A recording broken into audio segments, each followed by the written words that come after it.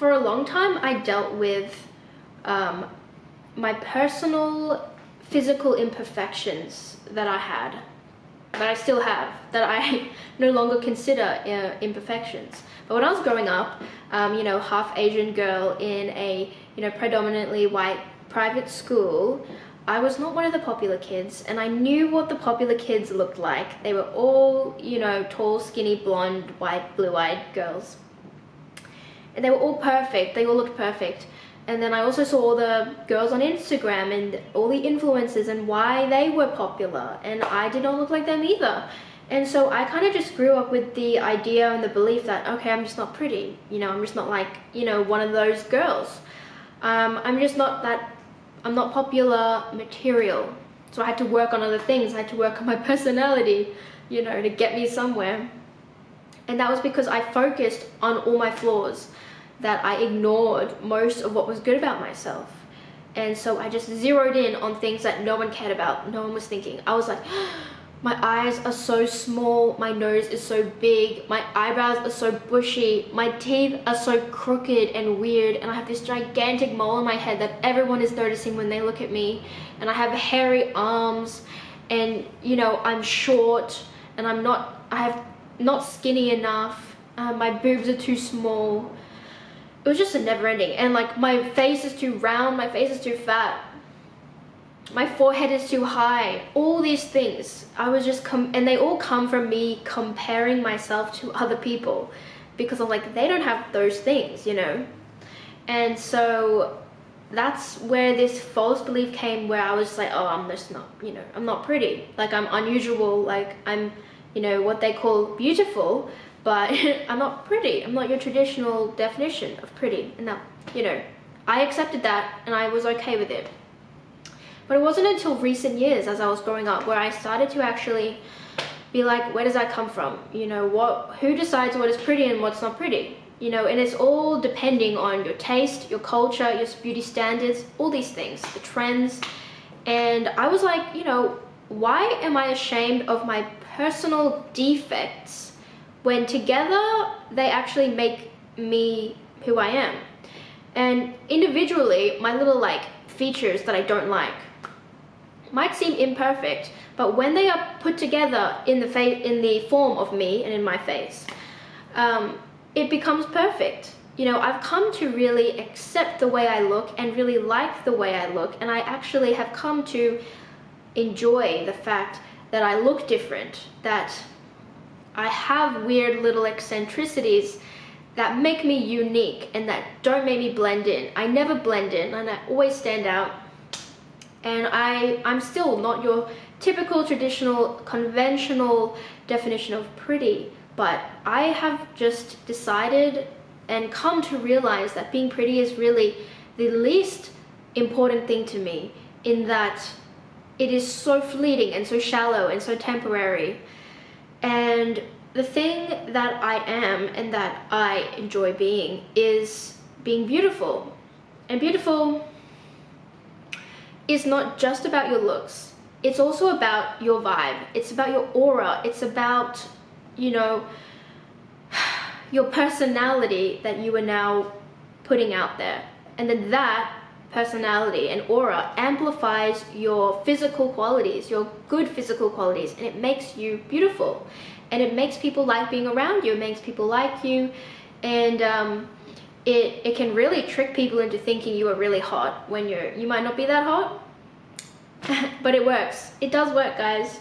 And that's because the reason it's so attractive to people is because people know you don't take shit, and they can feel that you are comfortable in your own skin, which is very rare, and you are comfortable being authentic, and you are comfortable not being like everyone else, being a follower, being, you know, submitting to the beauty standard. It takes guts, it takes courage, it takes a lot of work, it takes a lot of self-acceptance and a lot of gumption to actually do that. And people know that. And so when they meet you, they will feel that and they'll know that about you immediately. And they will naturally respect you because you are worthy of respect. And then And then when you have come to a point where you respect yourself for the same reason, then that just automatically translates as you being confident. Because I'm not trying to be someone I'm not. I don't need to alter myself to fit in. I don't care enough about other people's perspectives for me to make such a fuss over my appearance, you know, and changing what is natural about me, what is special about me, to conform to a beauty standard that exists for capitalistic reasons, you know. And so when you actually put it like that, it does sound stupid to even care about these things. But as women, we do care about our looks. We do want to be pretty. We do want to, you know, be attractive. And that's part of being a woman, I understand. It's not the only thing though. And it is very centralized in our cultural mindset that, you know, I've got to be pretty. I've got to be attractive as a woman to feel happy, to feel whole. And while that is a big part of a lot of women's lives, and I understand why, and it's important to me as well, it's false to believe that that is the only way, and it's false to believe that that is what makes you whole, in that people's perception of your beauty is what makes you important, or people's perception of your beauty is what makes you valuable or significant as a person. It's like, no, that is one facet of my existence, one very small facet that is also temporary. But it is a facet I enjoy as a woman, but it is not all I am, and it is not what gives me my value. It's like a little bit of icing on a cake, you know? I'm the cake. My looks are the icing. And so when women take that and make that into everything, like, oh, this whole cake is icing. It's like, girl, you can't have a whole cake with icing. That's crazy. You can't eat it. It's too sweet. You gotta make the cake first. You bake it, mix the ingredients, do it right with the balance of the ingredients. You bake it properly, then you put the icing on the top. That's what makes it a good cake. Not that I'm comparing women to cakes. It's a metaphor. You get it. But anyway, I have come a long way with accepting how I look. And you know, I have had a lot of questions from like friends and everyone when I've like complained to them about, oh, you know, I've got this and that. And people ask me like, oh, Grace, why don't you remove your mole? Like, you can just get your mole lasered off, you know, my mole. Or they're like, oh, why don't you like get braces or like fix your teeth? Or why don't you get laser hair removal, you know, on your arms? And a lot of girls even, they want to get a nose job. It's like, there's all these ways I can actually fix all the things I didn't like. And you know, I contemplated it for like a little while, and then I was like, wait, what am I doing? This is stupid. Why would I do that? Like, what are my actual reasons for doing it? Like, actually ask yourself the root, the origin of your reasons. And I was like, it's so I can feel prettier. But what's your reason for that? Why do I want to feel prettier? Because I want people to think I'm pretty. I want people to like me. Okay, why? Why do you want people to like you? Oh, because it will make me happy? Why will that make you happy? Because it'll make me feel worthier of like love, and you know, I want to attract a man. You know, and it kind of all comes down to this. I realized like my reasons for wanting to be prettier was so I could just get people to think I'm more attractive, because I wanted significance. And I wanted to attract a nice man who is handsome. And so when I actually went down to the root cause of why I wanted to look prettier, they weren't very good reasons. I didn't find them to be good enough reasons for me to go to all the effort and all the money and all the trouble to go and disfigure myself, you know, and alter myself physically, my natural appearance. And then I also pictured myself afterwards. I was like, oh, what would I look like if I, you know, didn't have my mole, if I had really straight teeth? I wouldn't look like myself. I wouldn't recognize myself, to be honest. And you know, I'm not saying you can't do those things, but you know, it was like a personal journey for me. And so after that, I was just like, well, whatever, like, I'll keep it. What's the worst that could happen if I kept all my flaws, my so-called flaws? You know, maybe if I don't want to if I won't look like myself afterwards, then then I have to keep them, right? I have to stay myself, I have to stay looking like this. So what's the worst that could happen if I keep looking like this? Nothing really. I'm fine. People still like me. People still think I'm pretty. You know, I still attract guys, even though, you know, that's no longer my priority anymore. But, you know, when girls, you're teenagers, you're growing up, you want to be attractive to guys, naturally.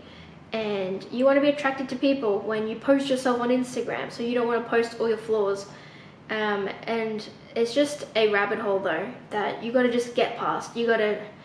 It's natural to occur, but you gotta, as you mature, get over that phase and come into the fact of acceptance. Accept how I look. Like, this is how I am. This is how I look. I'm proud of it. You know, fuck it. I'm proud of it. I'm proud of how I look. I like being unique. I like having my own characteristics. I like not blending in. I like standing out. What's the worst that could happen? People judge me? What's the worst that could happen if they judged me? Like, just keep asking yourself in these situations, what's the worst that could happen? If you're afraid of something, what's the worst that could happen? Oh, okay, I'm afraid they'll judge me, right? What's the worst thing that could happen if they judge me? I'll feel bad. Okay, what's the worst thing that could happen if you feel bad? I'll feel just, you know, depressed all the time. Oh. What's the worst thing that could happen if you feel depressed all the time? I won't enjoy my life, you know? It's like, okay, so all these things leads to you enjoying your life. All these reasons it comes to the fact that you want to be able to enjoy your life. You don't want to not enjoy your life, okay? You don't want to be depressed. No one wants to be depressed. So is this within your control to enjoy your life?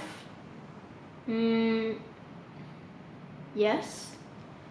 I mean, I can enjoy my life, like, it's within my control, yeah. So if it's within your control to enjoy your life, why does this matter so much to you? Why does the judgment of others matter so much to you if at the end of the day, the enjoyment of your life is still up to you? Oh. You know what? Yeah, it doesn't seem that important after all. Anyway, that was like my thought process that I was kind of talking to myself about. And so, yeah, came to the conclusion that my happiness does not rely on other people's opinions about me. My happiness does not hinge upon me being pretty and accepted as pretty by others. And if I do care that much about what other people think, then I have to ask myself, why do I care that much what other people think? And that usually comes to because I'm afraid people won't like me, they won't accept me, and I'm afraid my existence is invaluable. I'm afraid my existence has no meaning, has no value unless people like me. And when you get to that point, it's like, girl, it's not true. It's a false belief you are talking about. Your value as a human being doesn't relate to others. It's completely independent. We live in a society, yes, but societies are made up of individuals. So your value as a woman is not just based on you being a woman either. It's your soul, okay? It's your soul as a human being. It's you as a person. Your existence. It's not what you achieve. It's not what you look like. It's not how many people like you or who, you know, how many guys like you. It is not about that. Your value does not depend on any of those things. You have intrinsic value as a human being, even if you do nothing at all. So take the pressure off yourself to be perfect. It's literally torture. It's torturing yourself for no reason. It's self-flagellation. And as women, we are so good at that, at blaming ourselves for everything and self-flagellating and feeling guilty about things that aren't our fault. So instead of worrying about how you look, what other people think about how you look, all the time to the point where it becomes, you know, a super big problem, like a big worry and a big insecurity, instead focus on how do I be happy? What makes me happy? What sparks joy? What do I enjoy doing? You know, like what are the activities I like doing? Who do I like spending time with? What makes me enjoy my life? Okay, and when you figure these things out, go and do them. Go and spend your time doing them and increase the joy in your life. And soon you'll be able to actually self-generate joy without doing any of the things that make you happy. You will just be a happy person because of your outlook on life and on yourself. Know that you have intrinsic value and that you are intrinsically a joyful person, and that you are able to make choices. You are able to decide what's important to you. And you are not at the whims of others. You're not even at the whims of your society, your culture, your family, your boyfriend, relationship, friends, whatever. Those are add-ons to your personality. But you, at the end of the day, you were born into this world alone. You're going to go out alone. Okay, so how are you with yourself? What is your relationship like with yourself? Alone time. Can you be by yourself? Can you face yourself? Can you face your flaws? Can you accept them? Can you make your flaws into your strengths? Can you respect yourself for the strength that is required to do that? Because that is a very hard thing to do.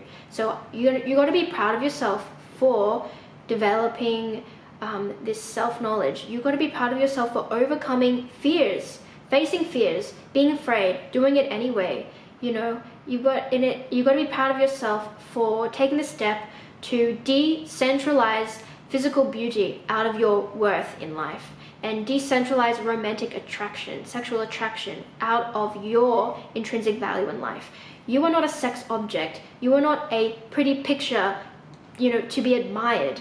Like, you can be that if you want to, but that's not all you are, okay? And that's not what makes you special. It's not what makes you valuable. It's not what makes you worthy of love. You yourself are worthy of love. You are deserving of the things that you want. You are deserving of human respect and human rights and human dignity, but it is your responsibility to hold yourself accountable to this dignity. It is your responsibility to maintain your dignity and maintain your self-respect, and naturally, once you have that, others will follow through. Others will respect you. Others will give you the dignity you deserve, and you will attract all the right people, and you will not attract the wrong people who might trespass on those values and trespass on that respect. Okay, so all of this all comes into you knowing yourself, you knowing your core values, knowing your boundaries, knowing what is important to you, and doing the work, you know, rewiring your brain to stop thinking these negative cynical thoughts about yourself, not focusing on the 1% of your flaws, okay, and making them into such a big many flaw, and stop making them into a million flaws, okay?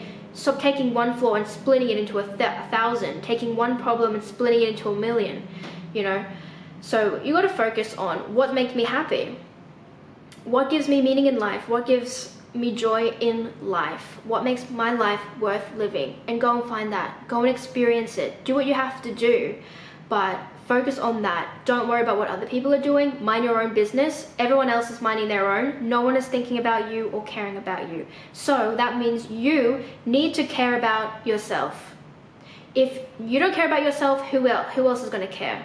You know, you can be the only one to care. And you are the only one who truly cares about your well-being. So make that your focus. Make that your priority in life.